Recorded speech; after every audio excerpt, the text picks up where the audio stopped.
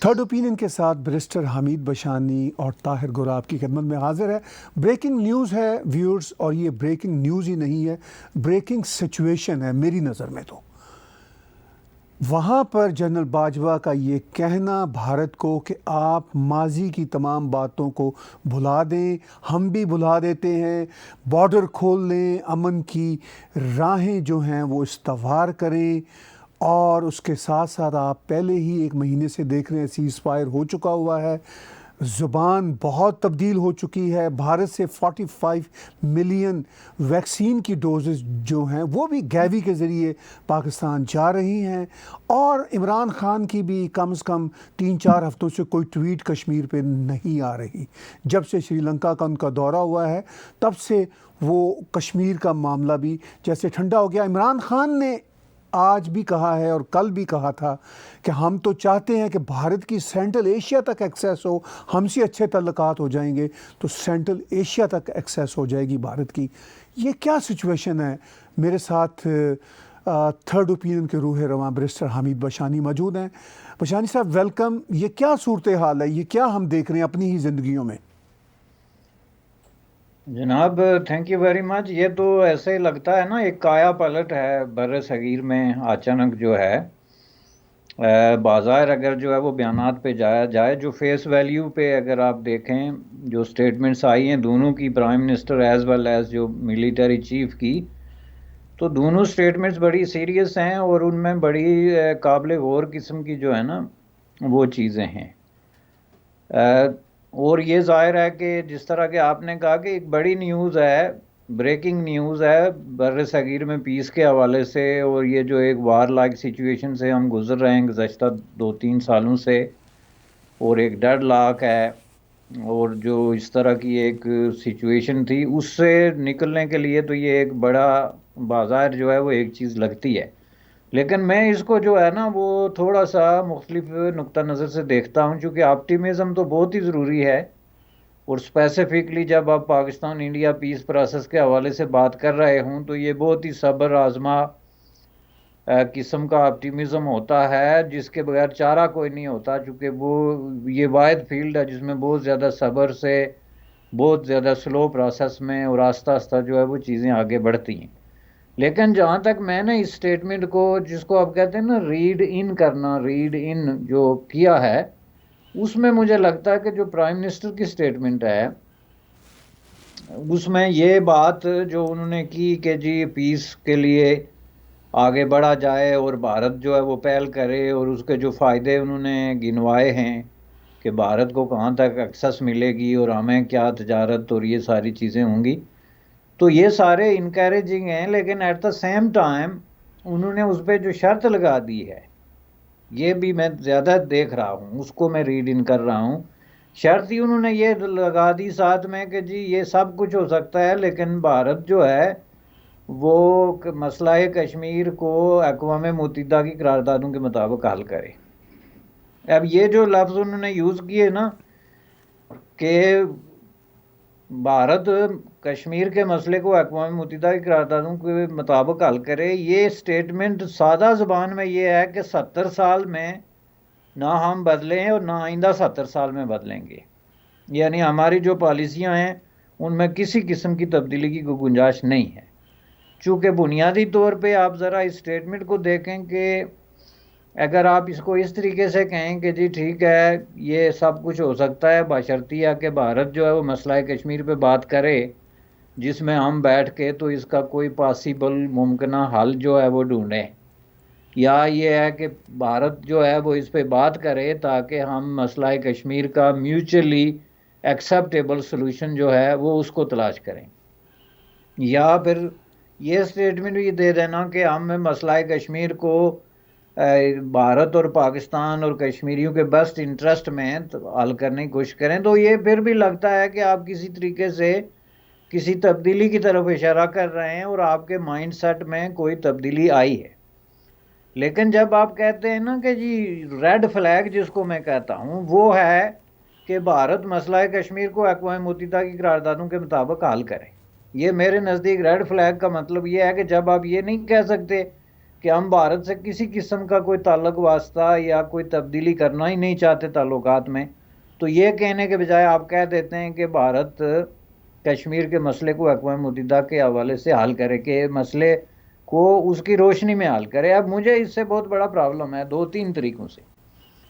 पहली बात यह है कि अक़वाम मुत्तहिदा की जो करारदादें हैं वो अब तकरीबन आलमोस्ट जो है आउट ऑफ डेट और इररेलेवेंट हैं, और वो मौजूदा दौर का जिसमें हम बात कर रहे हैं, जो इंडिया पाकिस्तान के दरमियान जो ताल्लुक़ है या जो रिलेशनशिप है, जो थ्रेट्स हैं, जो स्ट्रेटेजिक इंटरेस्ट हैं, उनको वो एड्रेस नहीं करती, बल्कि वो 1947 के एक ख़ास लम्हे के अंदर स्टक हुई करारदादें, जो एक ख़ास वक्त और हालात के मुताबिक, यानी दो कौमी नज़रिए की बुनियाद पे जो बर्र सगीर तकसीम हो रहा था कि मुसलमान इधर और हिंदू उधर होंगे, उस बुनियाद पे ये एक करारदाद है कि जी ये कश्मीरी लोग जो हैं वो फैसला करें कि वो हिंदुस्तान का हिस्सा होंगे या पाकिस्तान का हिस्सा होंगे। और डेफिनेटली ये जो है ना तो पूरी state of Jammu and Kashmir के जो लोग हैं उनकी सूरत हाल को रिफ्लेक्ट करती है, ना जदीद दौर के जो तकाजे हैं ना, जो people's right for their self determination या लोगों की फ्री विल या लोगों को कंसल्टिंग प्रोसेस जो पूरी दुनिया में एक्सेप्टेबल है, उस सब को ये माइनस करके तो एक 70 साल पुराना फ़िरका वाराना सेक्टेरियन जो एक मेंटालिटी और माइंडसेट है उसको अवाम पे मसलत करने की बात है। और जब आप इस तरीके से 1 इंच भी आगे मूव होंगे तो इसका मतलब ये है कि आप उस सिचुएशन को रिक्रिएट कर रहे हैं जो 47 में अनफॉर्चुनेटली क्रिएट हो गई थी, और उसके नतीजे में आप फ़िरका वारियत का और ये जो रिलीजियस कॉन्फ्लिक्ट जो ऑलरेडी बहुत ज़्यादा ख़तरनाक शक्ल इख्तियार कर चुका है, आप उसको फ्यूल अप करेंगे। चूँकि मैं आपको इसकी मिसाल देता हूँ कि मसलन आप अक़वाम मुत्तहिदा की रोशनी में कश्मीर के अंदर रेफरेंडम कराएंगे कि उन्होंने 2 मुल्कों में से एक का इंतखाब करना है, तो उसमें फॉर एग्ज़ाम्पल जो जम्मू का हिंदू है या लद्दाख का बुद्धिस्ट है, वो किस बुनियाद पे ये डिसीजन करेगा कि हम जो है वो पाकिस्तान के साथ शामिल होंगे। डेफिनेटली पाकिस्तान का जो ट्रैक रिकॉर्ड है for last 70 years dealing with minorities और उनके जो राइट्स हैं, वो तो उसके उलट हो रहा है कि उल्टी जो कुछ माइनॉरिटीज़ यहाँ पे बची थी 47 में वो भी एक एक करके निकल रहे हैं, और अब भी उनके स्कैंडल चल रहे हैं। अभी ये जो कुछ हिंदू जो हैं वो कत्ल हो गए, कुछ वापस हो गए, कुछ ये हो गया, तो ये एक बर्निंग इशू अभी तक है अनसेटल्ड, और एक एग्जांपल है कि इस तरह जो है लोगों की जो है वो सलूशन नहीं निकाला जा सकता। तो उसमें आप ये फिर एक दफ़ा आप अगर अक्सरियत की बुनियाद पे मसलन ये डिसीजन कर लें अक़वाम मुत्तहिदा की करारदादों की रोशनी में कि कश्मीरी जो हैं वो पाकिस्तान का हिस्सा हैं, तो डेफिनेटली कश्मीर की एक बहुत बड़ी तादाद जो है जिसमें हिंदू या बुद्धिस्ट हैं, वो मेरे ख्याल में पाकिस्तान में शामिल होने के बजाय हिजरत करेंगे, डिस्प्लेस होंगे एक बार फिर। और जब डिस्प्लेस होगी तो आबादी जो है वो उस वक्त भी गांधी जी और पंडित नेहरू और कायद आज़म मोहम्मद अली जिन्ना को भी अंदाज़ा नहीं था कि ये क्या हो जाएगा, हमारे देखते ही देखते लोग किस तरह एक दूसरे के गले पड़ेंगे और खून और ख़राबा और कत्ल व गारत गरी शुरू होगी। तो ज़ाहिर है आज सूरत हाल उससे कहीं ज़्यादा चार्ज है when it comes to religion. तो आप कैसे रोकेंगे इतनी बड़ी पॉपुलेशन को कि वो खून खराबा ना करें या डिस्प्लेस ना हो। तो आप ये जो है एक्शन रीप्ले की बात कर रहे हैं जो यूनाइटेड नेशन की करारदादें हैं, और वो कोई पर्पस भी सर्व नहीं करती, ना तो वो people of Jammu and Kashmir की फ्री विल को एड्रेस करती हैं, ना उनके राइट ऑफ सेल्फ डिटरमिनेशन को, ना जो disputed nature of the state है उसके बारे में। वो तो एक बहुत ही एक आउट ऑफ डेट किस्म का एक चीज़ है कि उसकी बुनियाद पे आप हिंदुस्तान को कहें कि वो वहाँ पे रेफरेंडम कराए और कश्मीर हमें दे दे। दूसरे अल्फाज में क्यों हमें दे दे कि वहाँ 60-70% चूँकि मुसलमान हैं, तो हम फिर ये आयतें पढ़ेंगे और हमारा ईमान जो है वो चूँकि पाकिस्तान है और फलां है, तो ये किधर जाएंगे, वोट नहीं देंगे। तो ये है पॉलिटिक्स। तो जब आप फ्रंट में इस तरह की कोई शर्त रखें और फिर कहें कि भारत के साथ हम अमन कायम कर रहे हैं, तो या आप मजाक कर रहे हैं या आप जो ग्रेविटी ऑफ सिचुएशन है उसको रियलाइज़ नहीं कर रहे कि ये अक़वाम मुत्तहिदा की करारदादें क्या मतलब है, इनका पस मंज़र क्या है, पेश मंज़र क्या है, और इसका कितना ज़्यादा है जो है वो साइड इफ़ेक्ट्स होंगे जो संभाले नहीं जा सकते। तो इसलिए मैं इसमें नहीं इतना बड़ा ऑप्टिमिस्टिक नहीं हूँ। मैं समझता हूँ कि ये जो स्टेटमेंट उन्होंने दी, ये ब्रैकेट में उन्होंने लिख दिया कि हमारी जो है वो कश्मीर के हवाले से कोई पॉलिसी चेंज नहीं हुई है, हमारी ज़िद उसी तरह बरकरार है। हम कश्मीरियों के राइट ऑफ सेल्फ डिटर्मिनेशन को भी मानने के लिए तैयार नहीं, चूँकि सेल्फ डिटर्मिनेशन का हरगिज़ मतलब जो है वो पाकिस्तान और इंडिया के दरमियान इंतखाब नहीं, बल्कि उसमें थर्ड ऑप्शन भी एक लाजमी चीज़ है, वो भी नहीं मानने के लिए तैयार। लेकिन इंडिया हमारी ये ज़िद जो है वो मान के तो कश्मीरियों को हमारे हवाले कर दे। तो ये मेरे नज़दीक इससे ज़्यादा इस स्टेटमेंट का कोई मतलब नहीं। आप इसको जितने अच्छे अल्फाज में लपेट के बयान करने की कोशिश करें, जहाँ तक प्राइम मिनिस्टर की स्टेटमेंट की बात है।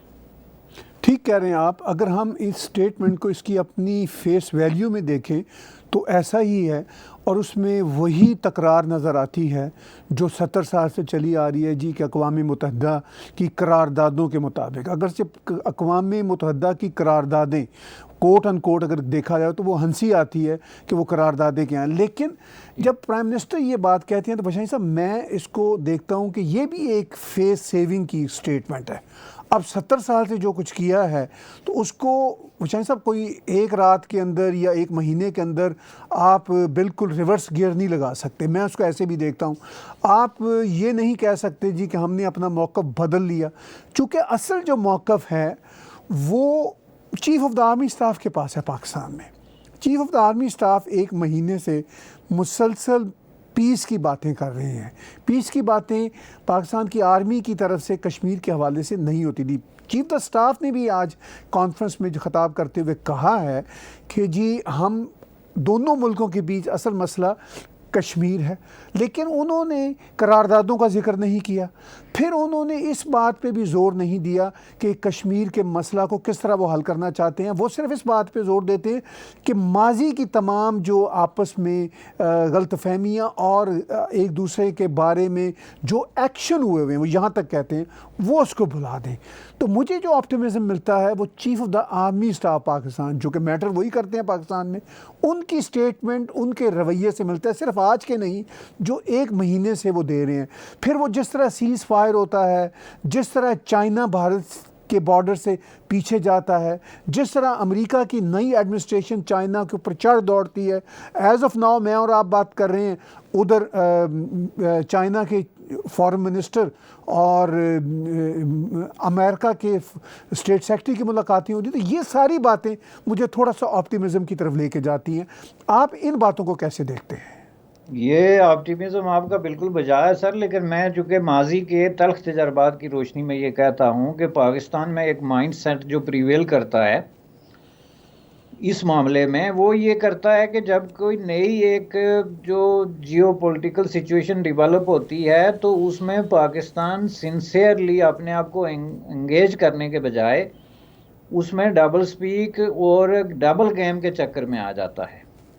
अब इस वक्त आप भी समझते हैं और आपने इसका जिक्र भी मुझे ब्रीफ किया था इस पे कि जो जियो पॉलिटिकल सिचुएशन खित्ते की है वो बड़ी तेज़ी से चेंज हो रही है, और हम सब वो देख रहे हैं कि जिस हवाले से यूनाइटेड स्टेट ऑफ अमेरिका में ट्रंप की क़यादत में वहाँ के कॉन्फ्लिक्ट्स को देखा जा रहा था या उनकी रेजोल्यूशन के बारे में सोचा जा रहा था, दैट वाज टोटली डिफरेंट। और अब जो है, अब ये पेपर भी आ गया यूनाइटेड स्टेट ऑफ अमेरिका का इस पे, और वैसे भी जो नई एडमिनिस्ट्रेशन है उसकी माइंडसेट को अगर गौर से देखा जाए तो वो इसको डिफरेंट तरीके से देख रहे हैं। यानी वहाँ के जो बड़े बड़े वाइटल इश्यूज बनते थे कि मसलन साउथ चाइना सी में एक नया कॉन्फ्लिक्ट जो है वो डेवलप हो रहा है United state of America versus China, या वहाँ पे एक ब्लॉक बनवाया जा रहा है जिसको जो वहाँ की डेमोक्रेटिक कंट्रीज़ हैं, इसमें इंडिया हो गया, ऑस्ट्रेलिया हो गया, जापान हो गया, इस तरह की कंट्रीज़ मिल के तो चीन के ख़िलाफ़ उसको सेकंड करने के लिए जो है एक मास जो है वो बना रही हैं। या ये है कि उस खित्ते के अंदर ख़ुद कॉन्फ्लिक्ट जो है वो चीन को एंगेज करने के लिए इंडिया वर्सेस चाइना जो सिचुएशन है डेवलप हो रही थी कि उसमें ये तसादम की तरफ जा सकती है, ताकि चीन की जो तवानाइयाँ हैं उनको डिफरेंट तरीके से जो है वो एंगेज किया जाए। लेकिन अब ये सारी चीज़ें जो हैं ये चेंज हो रही हैं कोरोना के तनाज़र में, चूँकि कोरोना ने जो इकनॉमिक चैलेंज जो है वो पेश कर दिया, उसमें ये सारे मुल्क, ख्वाह वो भारत हो या चाइना हो या यूनाइटेड स्टेट ऑफ अमेरिका हो, वो बहुत ज़्यादा एक माशी किस्म का चैलेंज जो है उनको दरपेश आ गया, जिसका ताल्लुक ज़ाहिर है स्ट्रेटेजिक मामलात से भी बनता है, चूँकि ज़ाहिर है ये दोनों चीज़ें आपस में जुड़ी होंगी, जुड़ी हुई हैं। और ये हम सब जानते हैं कि ये सब बुनियादी तौर पे वसाइल का खेल है, जिसकी बुनियाद पे आप अपनी स्ट्रेटजीज तय करते हैं कि किस माज पे हमने लड़ाई लड़नी है और किस माज पे सुलह करना है। तो ये जो हालात बन गए ये सुलह का तकाजा करते हैं। और जैसा कि आपने फरमाया था कि चीन ने भी रिट्रीट किया, अचानक ट्यून भी चेंज हो गई, यूनाइटेड स्टेट ऑफ अमेरिका ने भी, और उसी के साथ अब पाकिस्तान ने उसी जो है म्यूजिक पे डांस करना शुरू कर दिया, जो मैं जिसको देखता हूँ, यानी अगर ये सिंसियरली हो ना कि we are for peace and let's talk about peace, और इसको किस तरीके से प्रमोट किया जाए, तो एक डिफरेंट चीज़ है। लेकिन एक बदलते हुए हालात से फ़ायदा उठाने का अचानक एक कॉन्फ्रेंस बुला के आपको इंटरनेशनल स्ट्रेटेजिक क्वेश्चंस याद आ गए, और उस पे ज़ाहिर है जब आप करेंगे तो आपको इंडिया पाकिस्तान पे भी बात करनी पड़ेगी।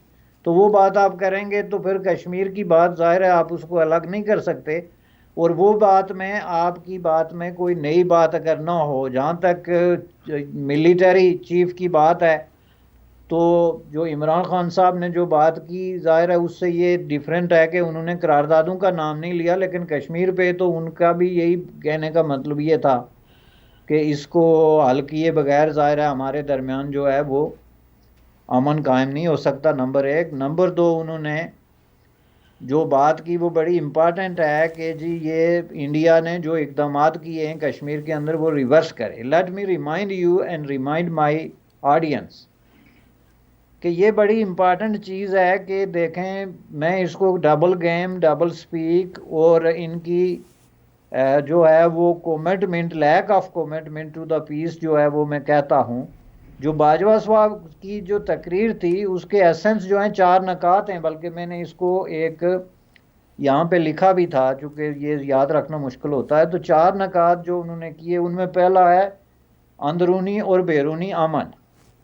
This is very very important point. पूरा मैं समझता हूँ कि एसेंस है ये, कि हम रियलाइज कर चुके हैं कि मुल्क के अंदर भी हम अमन कायम करें, which they are at conflict with the political parties and political personalities और दूसरे लोगों के साथ।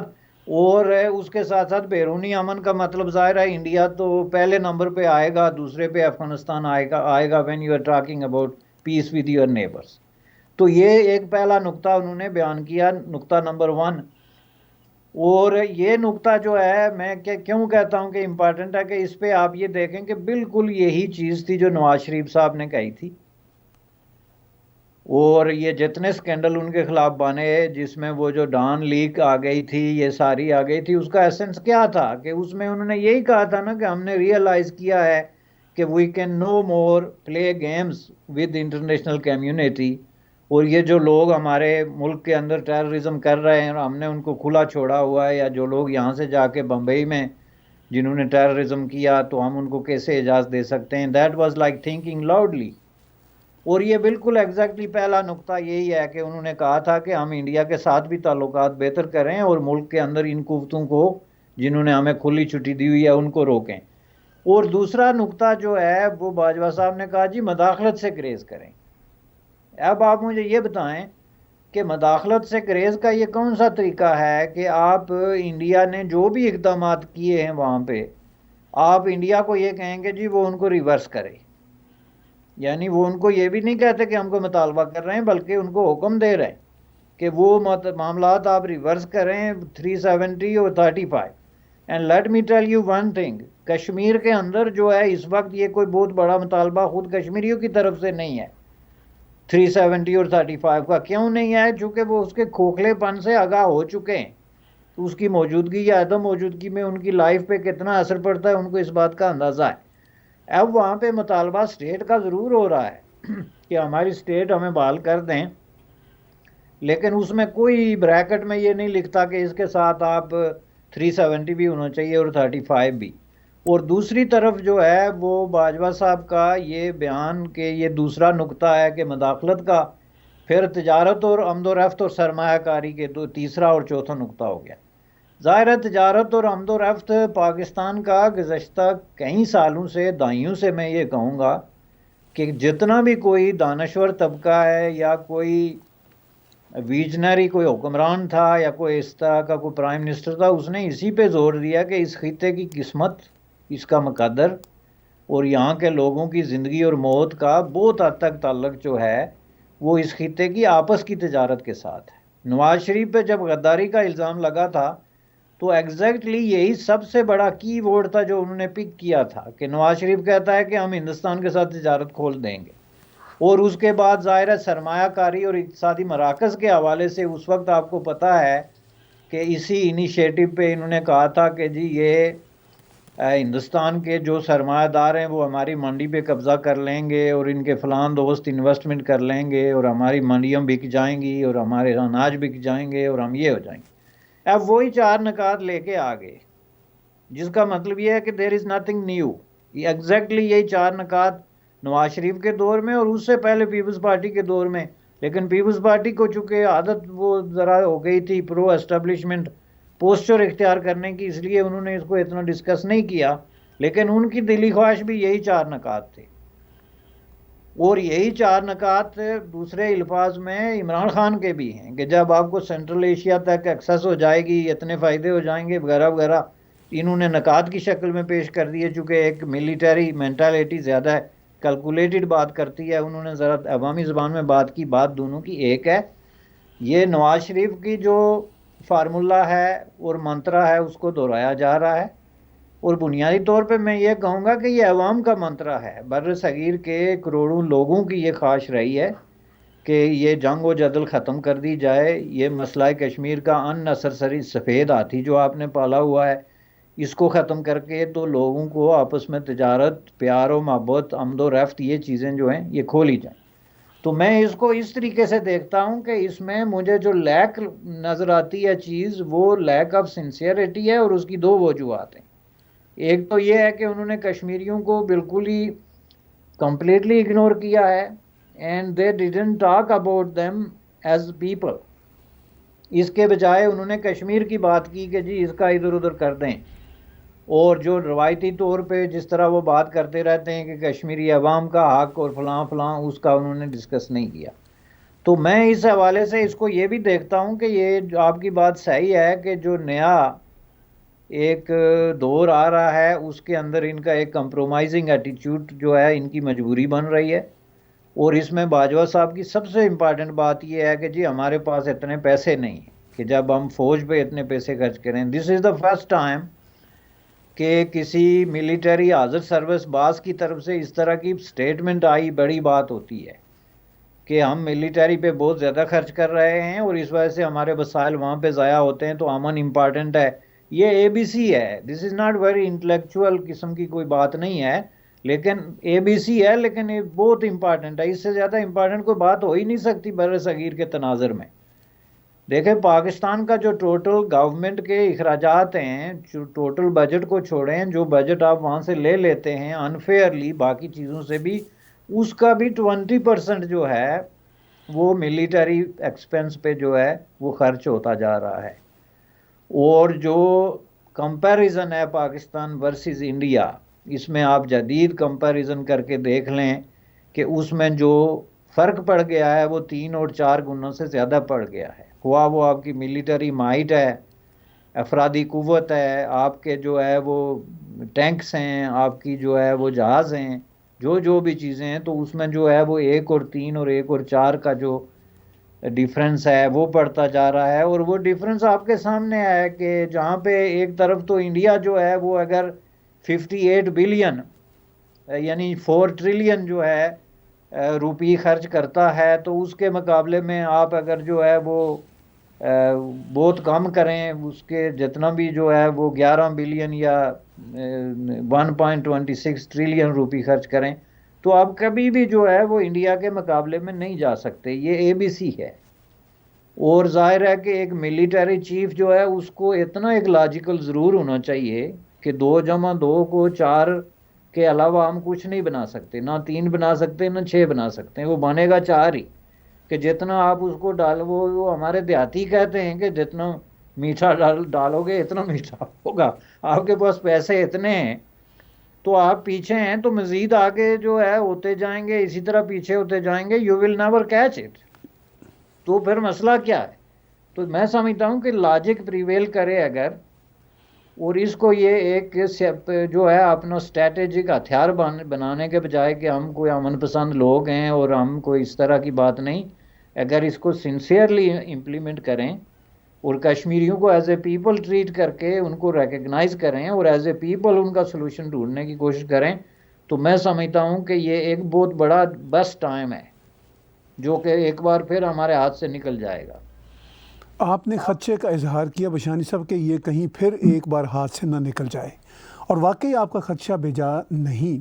इसकी वजह ये कि माजी में इस तरह के कई मौके आए और वो हाथ से निकले, लेकिन अब हालात बड़े मुख्तलिफ हैं। एक तो माजी में कभी इस तरह की सूरत हाल नहीं हुई कि अरबों ने मुसलसल ही अपने हाथ खींच लिए हों, अब तो मुसलसल ही उन्होंने खींच लिए। हम मुसलसल 2.5-3 सालों से देख रहे हैं कि अमेरिका की तरफ से डायरेक्ट पैसा ही कोई नहीं आ रहा। अब वही IMF और उन्हीं के ज़रिए बात आता है पैसा, वो जो एड्स आती थी वो सब बंद हो चुकी हैं और कोई इम्कान ही नज़र नहीं आता। ताकि IMF की भी शर्तें इतनी कड़ी हैं, चूँकि पहले अमेरिकन IMF को कह देते थे कि हमें पाकिस्तान से कोई ना कोई काम रहता है तो चलें इस तरह इधर से कान नहीं पकड़ने उधर से कान पकड़ने पैसे दे दें। अब वो कहीं से भी कान नहीं पकड़ने वाली सूरत हाल बन रही। यानी अफ़गानिस्तान जो एक आखिरी पिछले चंद महीनों का मसला था पीस टॉक के सिलसिले में, पाकिस्तान को इम्कान था कि शायद अफ़गानिस्तान के ज़रिए ही उनको कोई पैसा वैसा मिलना शुरू हो जाए। अफ़गानिस्तान की वजह से बहुत पैसा मिला अब तक, तो वो भी नहीं मिला। वो भी अब टोनी ब्लिंकन ने, नई स्टेट सेक्रेटरी ने कह दिया कि भाई हम भारत को ज़्यादा जिम्मेदारी देंगे अफ़गानिस्तान के मसले को हल करने के लिए। तो ये अब इनको नज़र आ गया कि बड़ी स्टेबल गवर्नमेंट अमेरिका में आ गई, मुख्तलिफ मिजाज की हुकूमत है, ठंडी और मीठी बात करते हैं मगर एक्शन बड़ा सख्त होता है। तो ये मजबूरियां हैं बशानी साहब जिसकी वजह से इस तरफ जा रहे हैं। हम तो ये समझते हैं कि चलें मजबूरियां ही इनको ले जाएं, जिससे पाकिस्तान का भी भला हो जाए और उस रीजन का भी भला हो जाए। हम तो यही चाहेंगे। तो आपको लगता है कि ये मजबूरियां इनको मुसलसल खींचेंगी? मैं इसमें एक बात का और इजाफा करूंगा, फैटफ की मिसाल आपके सामने है। फैटफ की तलवार इस तरह इतनी लंबी कभी लटकी नहीं थी।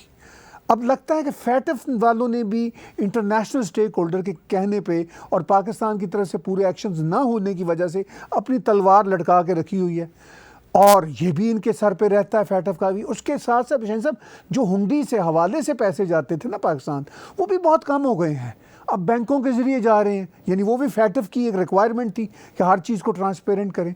तो ये जो सारी बातें हैं ये अल्टीमेटली पाकिस्तान की इस्टेब्लिशमेंट को मजबूर कर रही हैं। मैं करेंगी नहीं कहूँगा, चूँकि मुझे तो कर रही हैं, यानी नज़र आ रही है सूरत हाल कि वो अल्टीमेटली वो पहले वाली सूरत हाल नहीं है कि हम पीस की बात करेंगे, टाइम बाय करेंगे, फिर एक टेररिस्ट अटैक करेंगे। अब लगता नहीं है कि ये सब कुछ होगा, चूँकि पीछे से तनाबें जो हैं वो खिंच गई हैं हर तरफ से। देखें जी, ये बात तो मैं आपसे पूरा 100% इत्फाक करता हूँ कि ये जो फाइनेंशियल प्रेशर है ना, ये एक्चुअली रिफ्लेक्शन है इंटरनेशनल डिप्लोमेटिक प्रेशर का। क्योंकि फाइनेंशियल प्रेशर भी ऐसे ही नहीं हो गया, सऊदीया ने ऐसे ही हाथ नहीं खींच लिया, उसके पीछे भी डिप्लोमेटिक एफर्ट्स हैं, उसमें इंडिया का एक रोल है। जो पाकिस्तान की फेल्ड पॉलिसी है इंटरनेशनली, उसने अपना रंग दिखाना शुरू कर दिया। जो मिलिटरी एड आप देखें, एड जो है वो पाकिस्तान को मिली 2016 और 17 में, उसको आप देखें कंपेयर करके 2014 और 15 में। मिलिटरी एड में दूसरी की बात नहीं कर रहा, जो बाकायदा सिर्फ फाइनेंशियल मदद दी जाती है सिर्फ मिलिटरी की मद में, तो वो समझ लें कि जब टेबल से उठ जाए या उसमें इतना कमी हो जाए, उसके बाद इस तरह आपको घेर लिया जाए इंटरनेशनली, सारे लूप होल्स जो हैं वो बंद कर दिए जाएं, आपने जो इस तरह के ATMs खोले हुए हैं अरबों की शक्ल में या दूसरे मुल्कों की शक्ल में खोले हुए थे कि जब कभी भी आपको कैश क्रंच फील हो तो आप जाके उनके दरवाजे खटखटाएं, वो भी बंद हो गए। तो मिलिटरी को फरिश्ते तो नहीं चला सकते ना जी, ये तो मटेरियल चीज़ें हैं। जैसा कि मैंने कहा, आप अपने जो है कुल GDP का ऑलरेडी जो है 3.6% जो है अपनी मिलिटरी पे खर्च कर रहे हैं, जो कि इस वक्त जो है वो भारत 2.1% खर्च कर रहा है। और भारत के वसाइल देखें और अपने वसाइल देखें, आपके तो वसाइल का 80% जो है वो सिर्फ कर्जे हैं, जो कैश आता है या डॉलर आता है और ये सारी चीज़ें आती हैं। तो इसलिए ये सस्टेनेबल नहीं है। तो इन्होंने जो बात की है इसमें लॉजिक है, और मैं समझता हूँ कि ये एक डिप्लोमेटिक इम्बैलेंस हो गया है, जिसका फाइनेंशियल सर्कल में भी ज़ाहिर हो गया। जैसे कि आपने FATF की बात की कि उसमें भी ज़ाहिर है कि ये चीज़ थी कि अगर आपकी डिप्लोमेटिकली आप कामयाब किस्म की आपकी पॉलिसियाँ होती तो यहाँ तक नौबत ही ना आती, पहली दूसरी हेयरिंग में पहले की तरह वो बड़े मुल्कों को इन्वॉल्व करके निकल जाते, लेकिन उसमें कम्प्लीटली फंस गए। तो मैं समझता हूँ कि मुमकिन है ये चीज़ें सामने रख के तो आपके जो मिलिट्री चीफ हैं या जो एडमिनिस्ट्रेटिव चीफ हैं, प्राइम मिनिस्टर इमरान खान साहब, वो अगर कोई बाइज्जत रास्ता निकाल दें। मैं समझता हूँ कि कई दफ़ा ऐसे भी होता है ना कि आप इतने बड़े कुएं में गिर रहे हैं या बदतरीन किस्म की जो है नाकामी और शिकस्त का आपको सामना है, तो विजडम इस्तेमाल करके इस तरह की फॉर ग्रेटर गुड या कोई बाइज्जत रास्ता भी जो है निकाला जा सकता है। और ये एक बाइज्जत रास्ता है कि ये जो है अपने मामला तय करें पड़ोसियों के साथ। हम इन्हीं के 4 निकात को लेकर चलते हैं जी, ये इन 4 प्रिंसिपल्स की बुनियाद पे, और अमन कायम करें ताकि बर्रे सगीर के लोग भी ज़िंदगी देखें कि ज़िंदगी क्या होता है, कैसे होती है, उसके क्या क्या चीज़ें हैं जो हमसे अब तक जो है वो लोगों को महरूम जिनसे रखा गया है।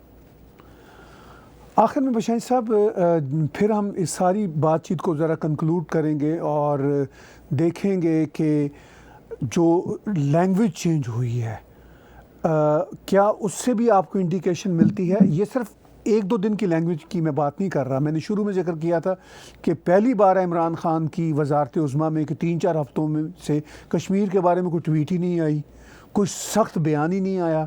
ये तो रूटीन की बात है ना जी कि वो अक़वाम मुत्तहिदा की करारदाद दें। अब ये बात भी ज़रा कम हो गई। आज फिर उन्होंने बात की है खान साहब ने, लेकिन चीफ द आर्मी स्टाफ ने कोई बात नहीं की। अब तो चीफ द आर्मी स्टाफ यही कह रहे हैं जी सब जो भी एक्शन हुए उनको भुला दिए जाएं, इसी में बेहतरी है। तो ये लैंग्वेज आपको कैसी लग रही है? देखें, ये अक़वाम मुत्तहिदा वाली बात मुमकिन है खान साहब ने इसलिए भी की हो ना कि खान साहब जो उनका ट्रैक रिकॉर्ड है कि वो ज़बानी बात करना पसंद करते हैं, और ज़बानी बात में भी एक ही बात को बार बार दोहराना पसंद करते हैं। तो मुमकिन है उन्होंने दोहरा दी हो और मैं उसको ज़्यादा रीड इन कर रहा हूँ, ये भी हो सकता है। क्योंकि वो जो कहानियाँ सुनाते रहते हैं ना कि मैं जब ग्रो अप कर रहा था फलां था, एक ही बात बार बार दोहराते हैं, तो उसमें अक़वाम मुत्तहिदा की करारदादें भी हो सकती हैं, इसमें कोई शक नहीं है। लिहाजा उसको एक तरफ रख के ये मैं मानता हूँ कि लैंग्वेज चेंज हुई है, और लैंग्वेज पाकिस्तान और भारत दोनों की चेंज हुई है। दोनों का जो रिएक्शन था उसमें भी तब्दीली आई है गुज़श्ता जो 1-2 महीनों से हम फील कर रहे हैं। और स्पेसिफिकली कश्मीर के हवाले से जिस तरीके से पाकिस्तान एक तरह का जो है रिएक्शन देता था भारत के किसी भी एक्शन पे, उसमें बहुत बड़ी तब्दीली आई है। और मैंने जैसा कि पहले भी बहुत मौक़ों पे अर्ज़ किया कि ये पहली दफ़ा इस एडमिनिस्ट्रेशन ने तस्लीम किया है कि कश्मीर करते करते हम खुद पाकिस्तान की नेशनल सिक्योरिटी को दाव पे लगा रहे हैं, और ऐसा ना हो कि कश्मीर करते करते पाकिस्तान भी हमारे हाथ से जाए। ये एक ड्रास्टिक स्टेटमेंट है, और ये डेफिनेटली लैंग्वेज चेंज है। ये आप देखें गिलगित बल्तिस्तान में जो कुछ हुआ उसके रिएक्शन में भारत की तरफ से वो रिएक्शन नहीं आया जो पहले आता था। अब भारत में जिस तरीके से गुज़श्ता 1 साल से जो चीज़ें हुई, महज ये मुतालबा कर देना जी 70 बहाल करें, 370 या 35, उसकी जगह बहुत ज़्यादा जो है इन्होंने एक्टिविटीज़ करनी थी, कॉन्फ्रेंसेस करनी थी, दौरे करने थे, वफूद बाहर भेजने थे, बहुत कुछ था जो कि हमें नज़र नहीं आ रहा। तो आसार बताते हैं कि देयर इज़ समथिंग।